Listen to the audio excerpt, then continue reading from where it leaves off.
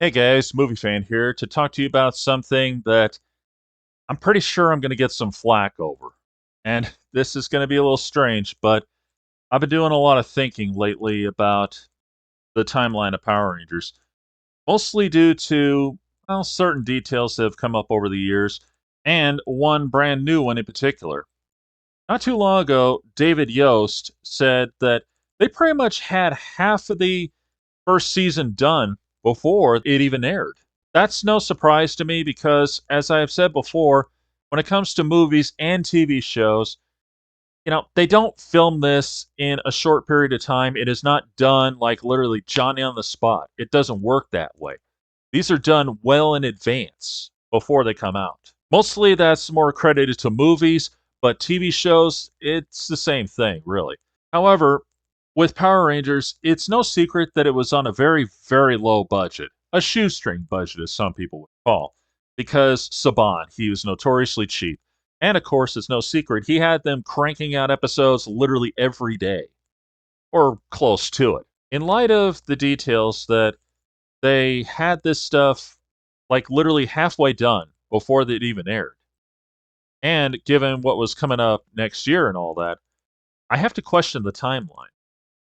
And I'm sorry to say this, folks, but I think we have all been living a very big lie. And the lie I'm talking about is, well, the story of Jason David Frank, of how he ended up leaving the show as Green Ranger and then coming back during season one.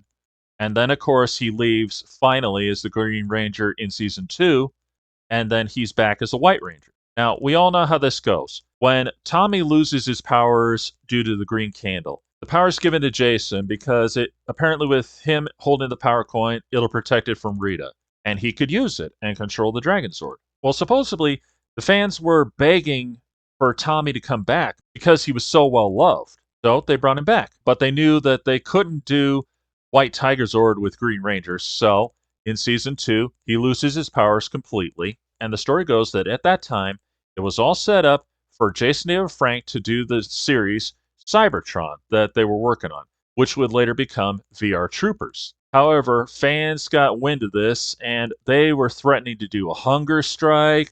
They were being disobedient, all kinds of things that they ended up bringing him back to become the White Ranger instead of Brad Hawkins, who was originally chosen for the job. And so Brad Hawkins becomes Ryan Steele in VR Troopers, and Tommy Oliver returns. Now that's the story.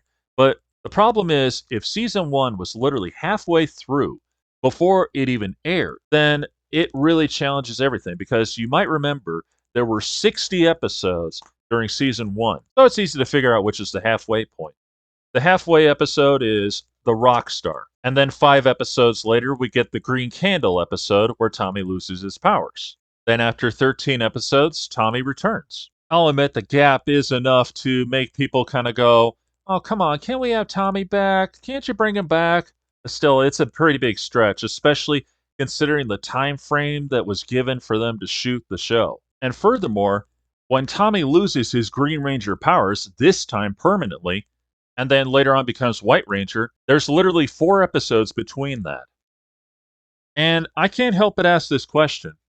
How is it that everybody got wind of Brad Hawkins and a new Power Ranger? That they were able to threaten to do a hunger strike and all that? Because when Tommy loses his powers on the show, they never said anything about what was going to be or what was going to happen or anything. They didn't hint at anything. No promo commercials, no nothing.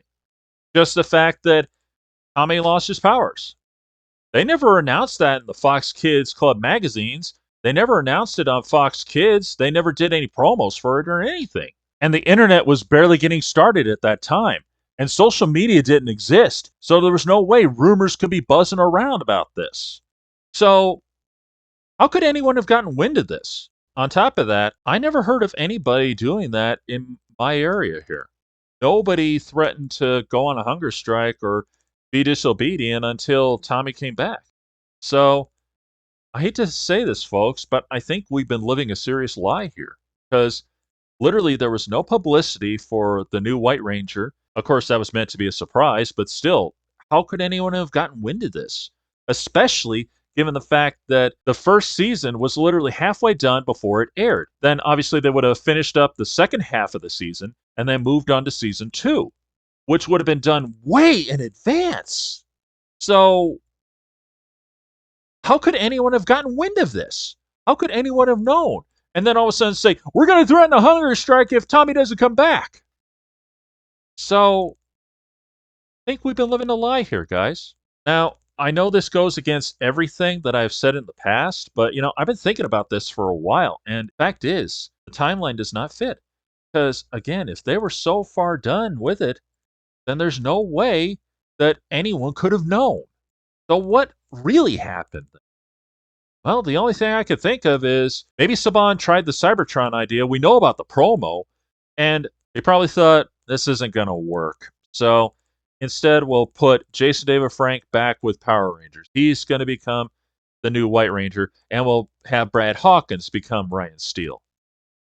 That's what I think really happened. But that's something we'll never know for sure. Let me know what you think. This is Movie Fan, signing off.